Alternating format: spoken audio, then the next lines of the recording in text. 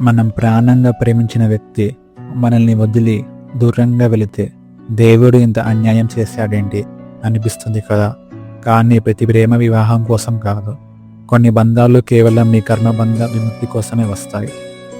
గరుడ పురాణం ప్రకారం ఈ జన్మలో మీరు పొందే అతిపెద్ద బాధలు మీ ఆత్మను శుద్ధి చేయడానికి వస్తాయి. పూర్వజన్మలో మీరు బాకీపడ్డారు, అందుకే ఈ జన్మలో వారు మీ జీవితంలోకి వచ్చారు.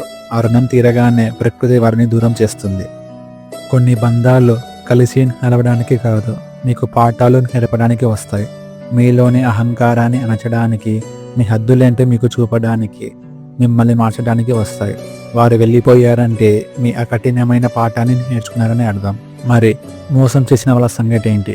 అది మీ కర్మ కాదు, అది వాళ్ళ తీసుకున్న తప్పుడు నిర్ణయం. అది వాళ్ళ కర్మ ఖాతాలో కొత్తగా చేరుతుంది. దానికి ఫలితం వాళ్ళు అనుభవించాల్సిందే. మీరు మాత్రం ఆత్మపరంగా ఎదిగారు. దేవుడు మిమ్మల్ని నాశనం చేయడానికి ఈ బాధను ఇవ్వలేదు, మిమ్మల్ని తదుపరి దశకు సిద్ధం చేయడానికి పంపాడు. ఈ బాధను తట్టుకొని నిలబడితే మీ జీవితం ఉంటుంది. నమ్మండి, అంతా మంచి కోసమే. జై శ్రీకృష్ణ.